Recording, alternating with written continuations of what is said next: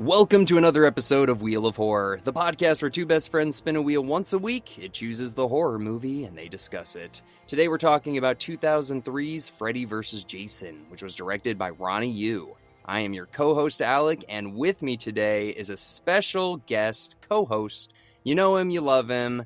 Welcome to the show, Joe Testa.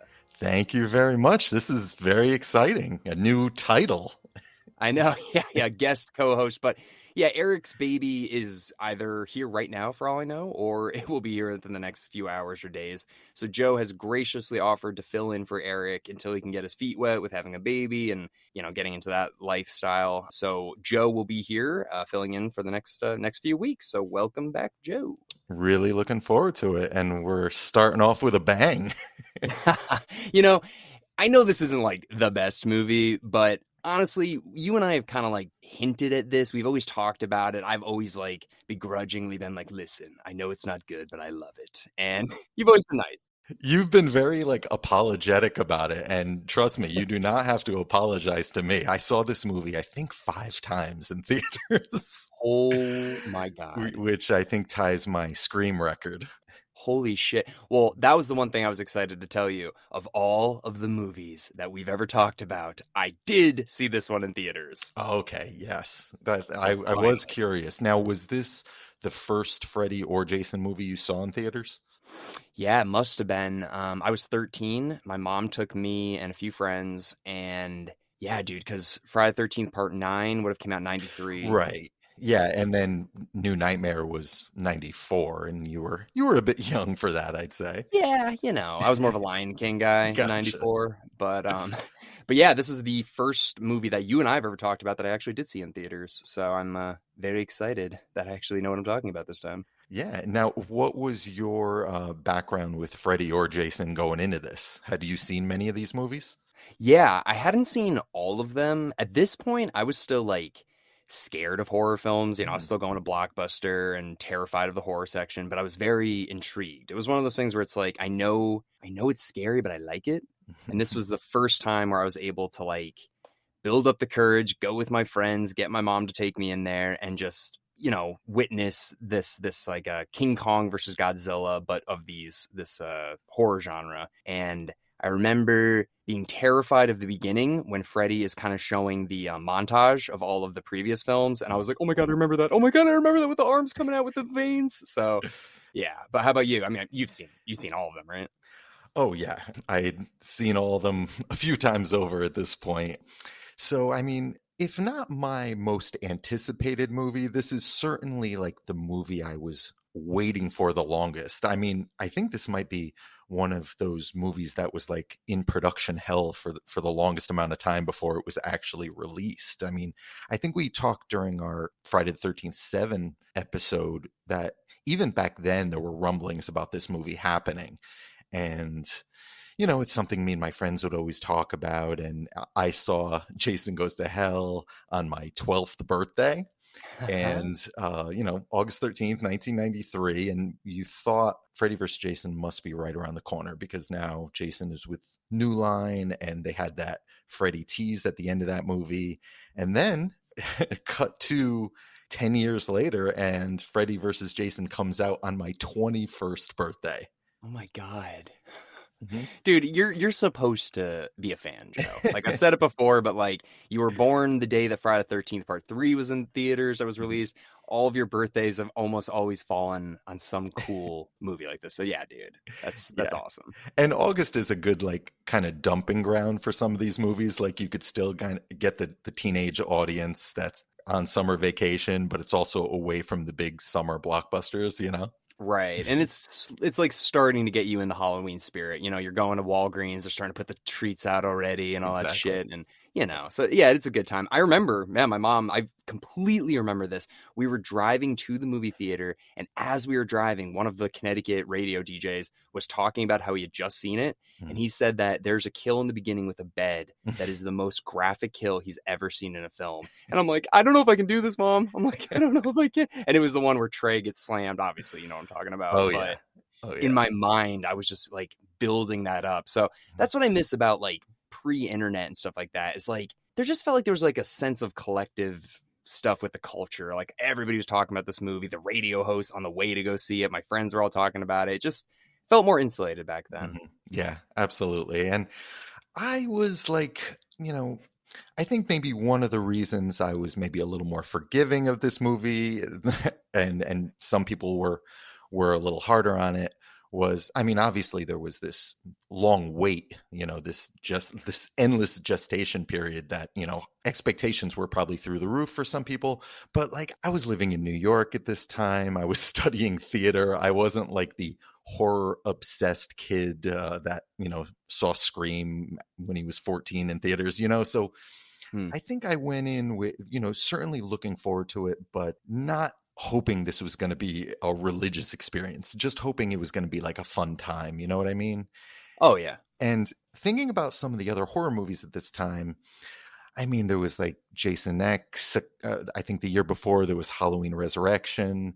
I feel like a lot of these big horror franchises from when I was a kid barely even resembled the movies that I remembered as a kid, if that makes sense. And I do feel like Freddy vs. Jason, it might not hit it out of the park every time, but I do feel like there is an attempt to kind of get back to basics and present these characters the way you remember them in some of the better movies. Yeah, that makes complete sense to me. I mean, it feels like from 96 onward, the only one that came out was Jason X, right? So it's like of these specific franchises, that Scream treatment really did a number on them. They had to be self-referential. I mean, you just mentioned Halloween Resurrection. That's very like webcam, 20th century. I mean, I feel like they were always trying to freshen up these franchises ever since the bottom dropped out in 1989. Like throughout the 90s, you had like Jason possessing bodies and Freddy in the real world. And the Halloween movies, Michael is involved in a cult. And, and don't get me wrong, some of these movies I really like. But, there was just this attempt in the 90s into the 2000s to kind of reinvigorate these characters in strange ways. And this movie felt kind of like, all right, let's just try and get back to what worked about these characters. And I mean, the box office proved that it clearly did. Now, I want to ask you before we just jump right into the movie, because I do have a few questions that I always ask you, and you seem to always be able to plug them up. But before we go into this, who did you think was going to win? Did you talk with your friends at all back in the day? Because you had all this experience with both of these franchises. Did you want one to win versus the other? Or what did you think? Well, I certainly went in rooting for Freddy. That was my franchise. That was the guy I was for Halloween in first grade.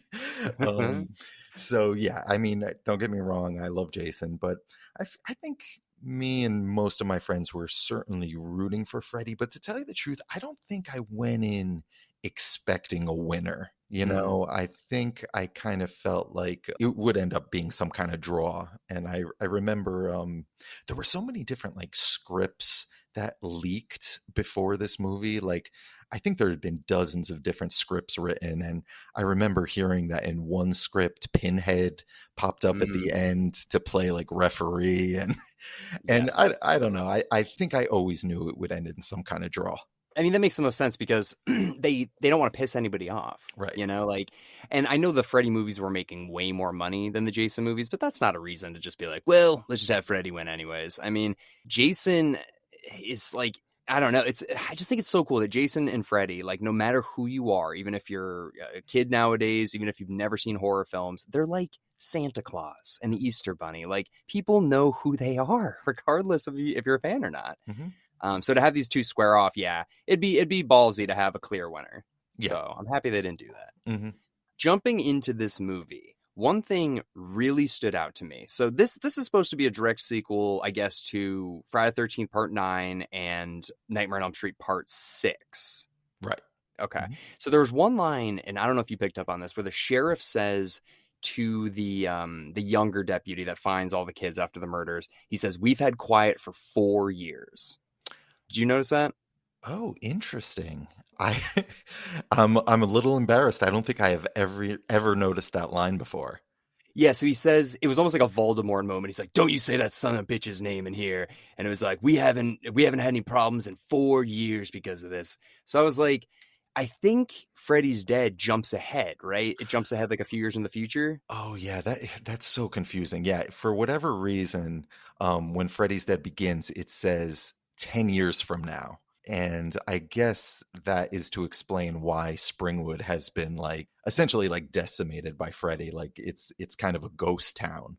Hmm. So yeah, oh man, this you're gonna get me going down this timeline rabbit hole. Well, we don't have to. I just didn't know because I was thinking like if there's only 4 years of peace or whatever, I was thinking, okay, maybe that's after Freddy's dead. They've had all this time off, but like only 4 years, like that wouldn't be enough time for anybody to forget about him, really. Right. I do feel like this movie almost disregards Freddy's Dead because, like I said, Springwood is a completely deserted, desolate town, and it's completely normal and rebuilt in this one. So I do feel like Freddy's Dead wasn't one of the more loved entries in this series, and it had been over 10 years. I think they're kind of disregarding that one a little bit in this movie. Okay. And then I don't know what year Jason Goes to Hell takes place, Mhm. but Well, it takes place in 93, but again, the Friday the 13th timeline is just a mess. okay, because I'm trying to wrap my head around like the beginning of this film. It starts off with a very normal opening for a Friday the 13th film where it's just like a girl's naked at the docks of Crystal Lake swimming. Jason kills her. But I think that's a dream, right? Is he in hell at that point? It's either hell or it's kind of his version of heaven. It's he Yeah. seems to be in this illusion where he is forever just killing camp counselors at the lake. But yeah, I the way I always took it is he is dead and buried post events of Jason Goes to Hell, and somehow Freddy discovers him and has the power to resurrect him. Right. Because I love how, yeah, obviously the end of Jason Goes to Hell, like you see the glove come up, pull him down, and then we're assuming 10 years he's been in hell or limbo or whatever the hell he is. And then Freddy finds him, figures out how to resurrect him. And that's my favorite part of the whole movie is like what drives their connection. Like Freddy needs to scare people again and he needs to use a real person to do so, but he can't control him. I love that. And I love how all of this exposition is delivered by Robert Englund, like right to the camera. Like Oh my he just God. tells you it, and he makes it really entertaining. That could be very awkward. There isn't even a moment in the movie where he tries to kill a kid. It's early, and Freddy he doesn't have enough power yet, and Hmm. Robert Englund literally looks at the camera and tells you that in case you were confused. Yeah, he's like, I don't have enough power yet. Like, sort of thing. He's just like, oh my God. I mean, I'm fine with it though. I wasn't annoyed. Yeah, I mean, I could see where some people take issue with this movie. For me, it's the things that really timestamp this movie, like the like the new metal song that plays during like the Oh, opening title card, and oh. some of the CGI here and there really makes me, kind of long for the days of stop motion animation in Dream Warriors. Hmm. But that to me, that stuff is few and far between. The good outweighs the bad for the most part. You're so right though. I just thought of that, like that little smoking worm or whatever. That looked worse than it did in '87 in Dream Oh yeah. Warriors with the Oh, huge thing. You're so right. They could have done something. I would love to have like that animatronic Freddy Snake in that scene. Ugh, that and then when the guy's head gets like shoved around really quick, you're like, this looks horrible. Hmm. But you mentioned the kid Trey, I think that's his name, where he gets Hmm. killed in bed by Jason. I Oh yeah. mean, that is an awesome practical effect, and there's quite a few of those. The kid that looks like Jason Mewes, Freeberg, I think is his name. I Yeah. mean, he gets chopped in half later by Jason, and I gotta say, I mean, those are some solid kills, and it makes you think, how silly it was like the MPAA gave the Friday the 13th movies, the early Friday the 13th movies, such a hard time. And then you look at this movie and just everything is just cranked to 11. It's like nobody cared about ratings anymore. Well, two things that you just mentioned I want to comment on. You're 100% right with the rating thing. I was watching it on Netflix, I think. They don't even mention nudity. I was like, there's a lot of it's like rated R for violence, grisly imagery, smoking, all this stuff. Does not even mention nudity. And I was like, there's a ton in this movie. No complaints. I saw it and I was like, wow, not rated R for nudity. Weird.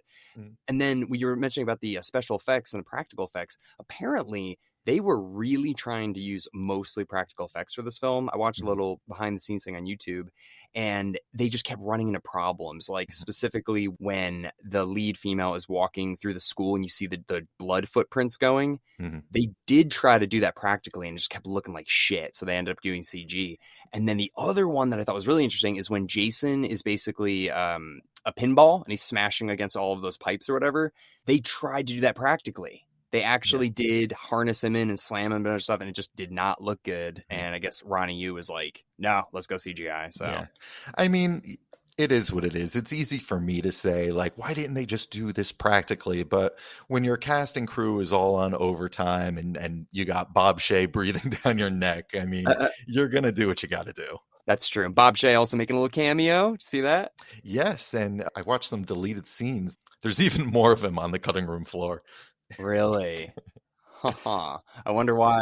Well, he always fancied himself an actor. Like he's popped up a few times in the Nightmare series, and he was actually supposed to have an even bigger role in Nightmare 2, but the director said no, and he ended up just being a bartender in the gay bar scene, Right. the Bondage Club. That's so funny. And his sister is a big actress. She's Oh in yeah. a ton of movies, all the Insidious, and then a lot of the Farrelly brothers movies, like Dumb and Dumber and Kingpin and stuff. Yeah, she's become like a scream queen in her later years, and she's in Nightmare 1. She's Nancy's English teacher. That's right. That's right. So that's, yeah, he's probably looking at his sister like, come on, why can't I do this? So I guess, yeah, so the plot, I love how they set it all up. That's really great. I mean, I think they do a really nice job of kind of, showing Camp Crystal Lake and having that feel pretty reminiscent. And then also showing the boiler room and the house, because that's the same house, right? Nancy's house from the original. Yeah, that's where Laurie, the lead in this movie, is supposed to be living. But Right. they didn't shoot it at the same location. This movie was shot in Canada. That's right. But you also get the the girls singing the 1-2 Freddy's coming for you. So I didn't feel like it was too heavy-handed in one way or the other. Clearly Jason gets a nice head start with the kills. He gets a Mhm. lot of kills in the first hour or so, but what did it feel like more to you? A Friday the 13th or a Nightmare on Elm Street film? I feel like for the most part, it feels like a nightmare movie, which isn't a big surprise. This is a New Line Cinema movie, and you have to give Robert Englund his screen time. But I feel like that's why Jason gets all the kills. Right. Freddy only kills, I think, one person in this whole movie. Just the guy with his back or whatever, that guy? Yeah, Wow. exactly. Wow. So, also, there's a brief flashback where he kills Laurie's mother. Mm-hmm. But other than that, it's all Jason. So I think this movie does a pretty good job of balance. Because yeah, Freddy starts the movie off. He's the puppet master, as they mentioned. He's the one that gets Jason running around like a wild dog, all this stuff. And it does have so much supernatural stuff that like the Jason movies just don't have. So yeah, I think you're right. It does feel like that. But I like the balance of the Mhm. locations. Should we talk about the lack of Kane Hodder in this movie? I was waiting for one of us to bring that up. I know. What have you heard? Because I've heard a few things. Yeah, I mean, I just rewatched the Never Sleep Again documentary, Ah, and I don't remember if they say something different in the Crystal Lake Memories documentary, but you can't get a straight answer on anybody. Like right. Kane Hodder said he was very involved until Ronnie Yu was hired, and then Ronnie Yu made it sound like the producers wanted to go in a different direction. So I'm not really sure.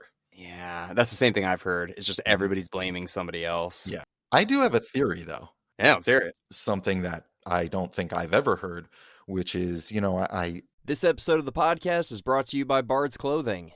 Here's the honest truth. The days of "Hi, my name is" are over. We live in a virtual world, and our images are being shared on social media and professional pages every day. So with over 1,000 fabrics to choose from, Bard's Clothing is here to tell your story through clothing. Make sure the image you want people to see is the one that you're sending, because by the time you get face to face, their mind might already be made up.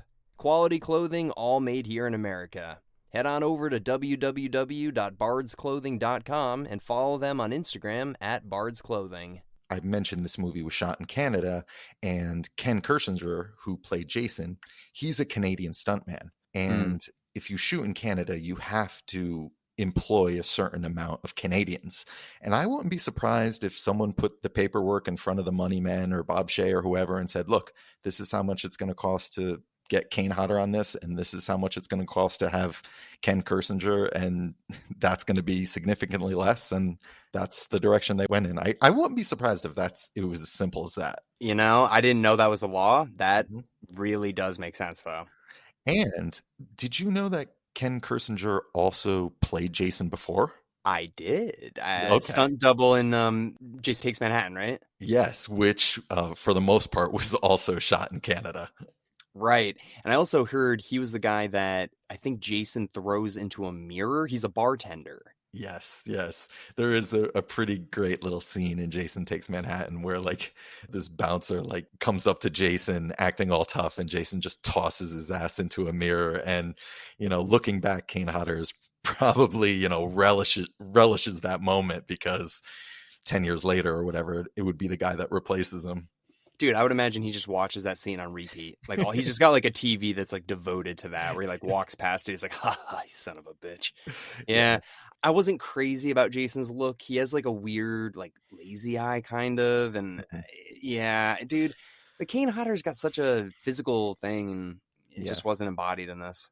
Yeah, it's not one of Jason's more memorable looks as far as the performance goes. I mean, it's just kind of this lumbering Frankenstein kind of take on it. And I think they are trying to make Jason more sympathetic in this movie Oh, because, yeah. Freddy has to be the ultimate evil. And I mean, it is what it is. It certainly doesn't ruin the movie for me. No. It does suck for Kane Hodder hey, I've mentioned this in other episodes. Kane Hodder really kept interest alive in this series, and the fact that he didn't get to play him just sucks. Yeah, dude, it's messed up. I did notice, I don't know if you caught this, the axe mark from part 3 is not on this mask. Really? Except because I was paying attention the whole time and I couldn't find it at all. The only time I noticed it is at the end when he's walking out carrying Freddy's head, he has the axe mark there. So I was Huh. like, it must have been a reshoot or something and they just got a different mask. Because I always pay attention for that. I always want to see if it has the mark, and it didn't. Yeah, and we talked about in a previous episode how the most consistent thing in the Friday series is like the injuries on Jason's mask. So I'm pretty shocked that didn't stay consistent. But I mean, if we're thinking of this as a sequel to Jason Goes to Hell, I don't know. Would he have got? I guess he would have just gotten another mask after. I don't know. I'm going Yeah. down a rabbit hole. I'll just leave it at that. Well, the other thing that I love, and this isn't really about this movie, but it kind of connects them before this, is, in part 9 of Friday the 13th, when Jason, he like has the worm demons basically that like go in and out. But then also, isn't that in Freddy's Dead when Freddy like asks those like worm demons basically to give him immortal life and all that? There was something like that. It did seem like Freddy's Dead and Jason Goes to Hell were trying to have some kind of, shared universe. Yeah, so I was just thinking about that, and then obviously the Necronomicon. So I'm like, oh, like Right. they are trying to connect all of this to something. Mhm. And I always thought, in the Wes Craven's New Nightmare episode, you asked me, why does Lieutenant Thompson have an LA badge? Do you remember Hmm. that? Oh yeah. Well, something I was thinking about was, in Freddy's Dead, they say that Springwood is in Ohio. Hmm. But that was, as far as I know, the first time that was ever mentioned. To me, I always thought Springwood was very clearly set in Southern California, maybe even an LA neighborhood.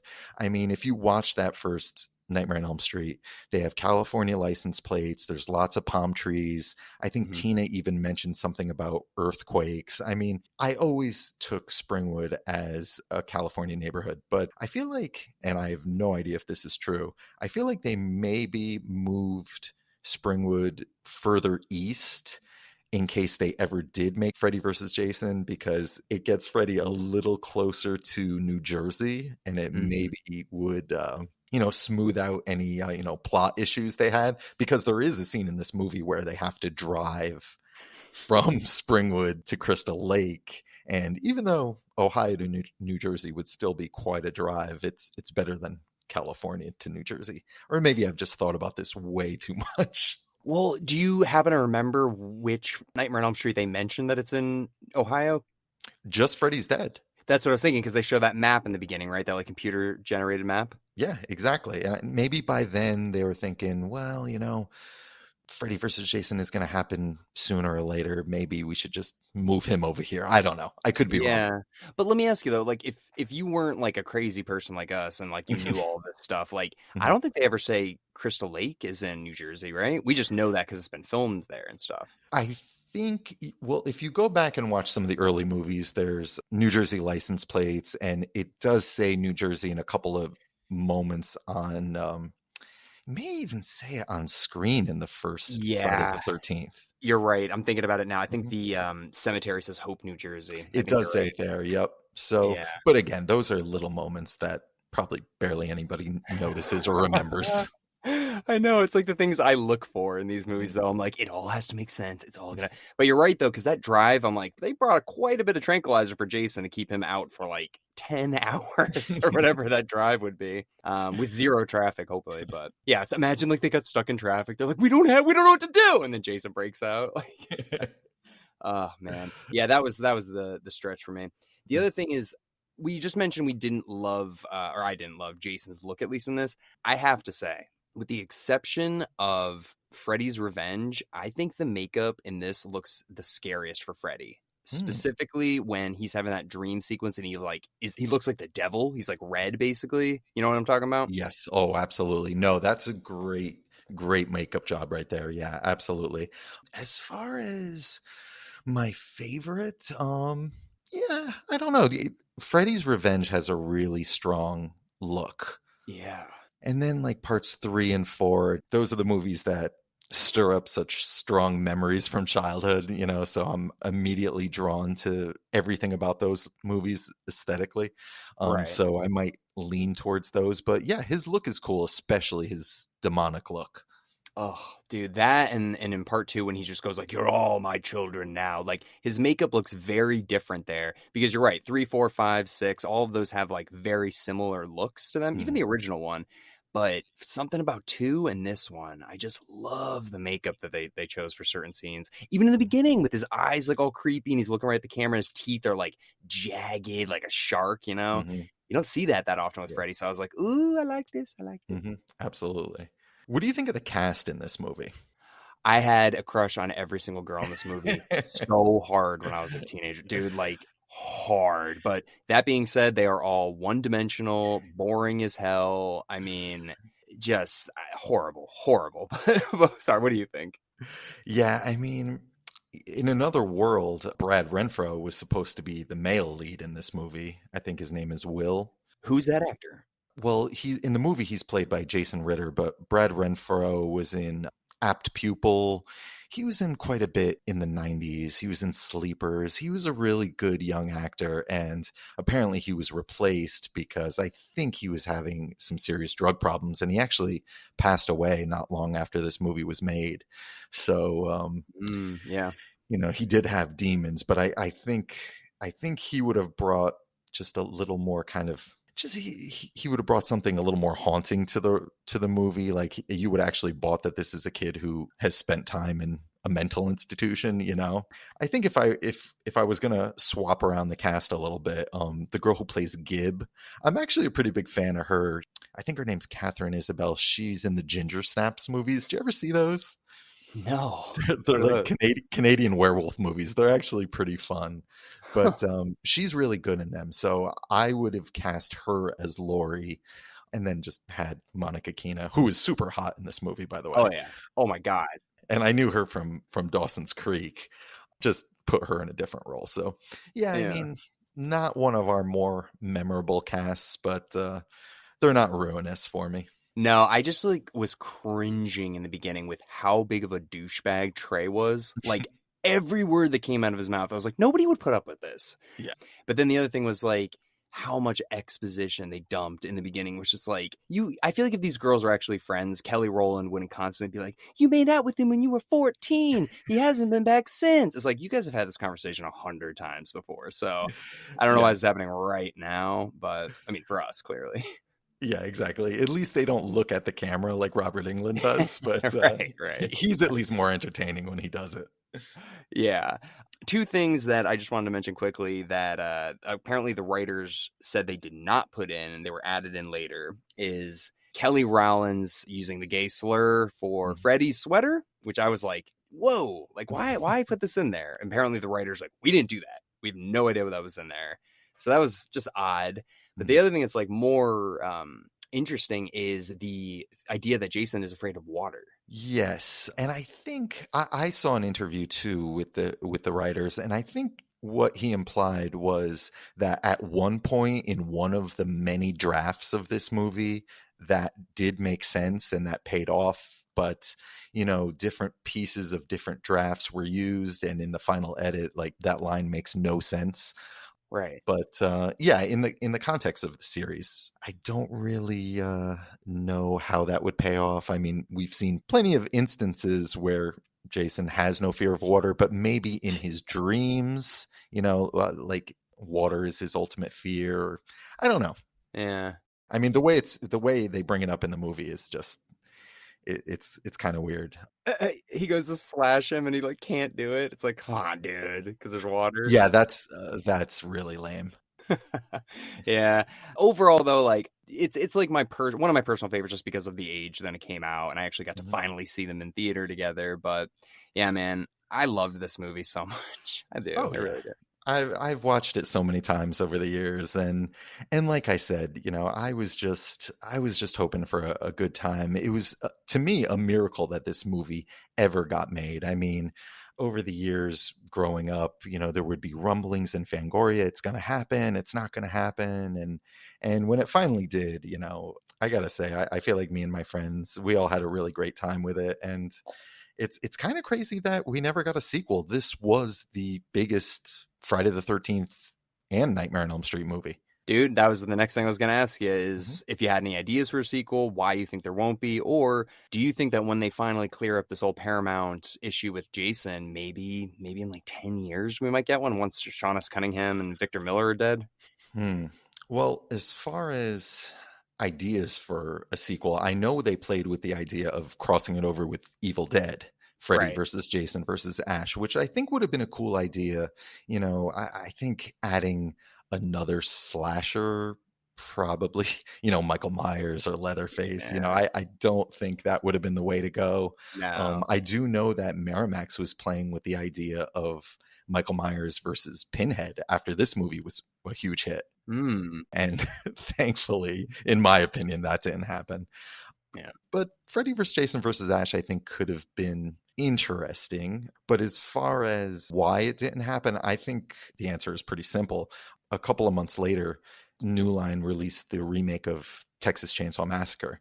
And that was a huge hit. And I think it was fairly well reviewed. And I think that kind of gave birth to this next era of horror movies, which was kind of this more 70s influenced grindhouse kind of, more ultra violent horror movies. We've talked a little bit about this era in other episodes, but all of the old characters were kind of brought out of retirement and given this more kind of grounded, darker reimagining. So New Line was probably like, why do another Freddy versus Jason when we could reboot Freddy and Jason in their own franchises and have two hits instead of one, I know, but the thing, we've seen it with Nightmare on Elm Street, the remake. It just doesn't work without Robert Englund, and it's too late now. I mean, I think he had a cameo in the episode of the Goldbergs, but yes. he's like 80 now. I'm sure he's not like, let's do this.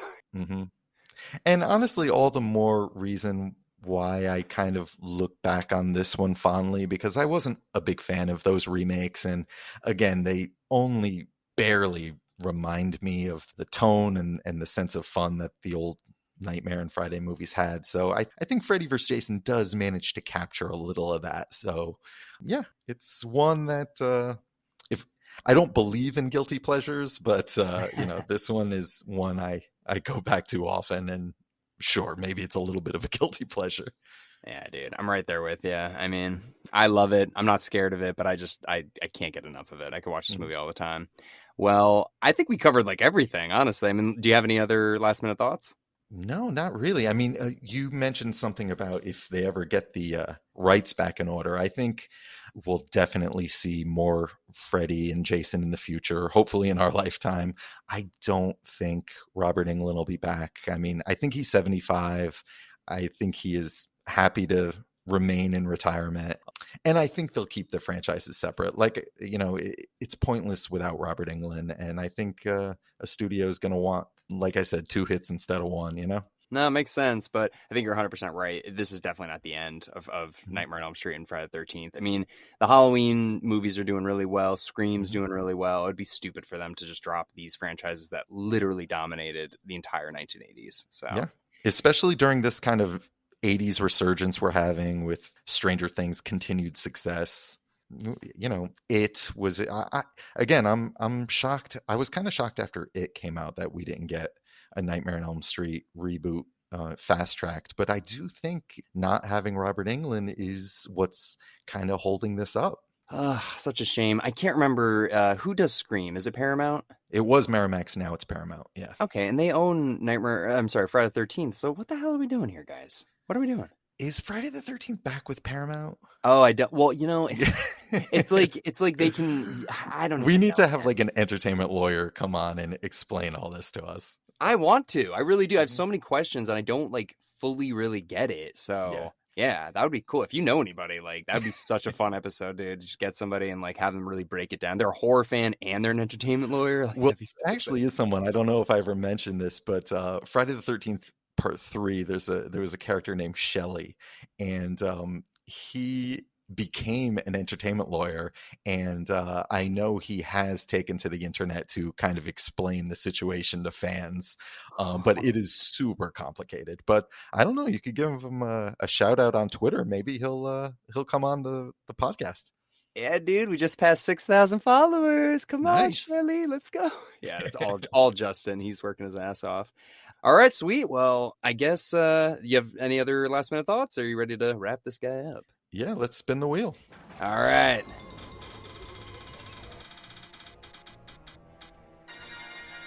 All right, and we got The Exorcism of Emily Rose. Oh, okay. Yeah. Do you know this one? Oh yeah, I saw it in theaters. Oh boy, me too. All right, cool. Nice. All right. Well, Joe, seriously, thank you so much for filling in for Eric. It's awesome to have a guy that knows so much about horror films, just like, to go back and forth with. So thank you, dude. Absolutely. Great to be back. All right. Well, we will see everybody next week with The Exorcism of Emily Rose. If you haven't had a chance yet, we just did our episode on Obi-Wan. So the entire series is available now on Spotify, iTunes, all that good stuff. And we also released our episode on The Unbearable Weight of Massive Talent on Fresh Film Fridays on Friday. So you can check that out. Otherwise, we will see you all next week.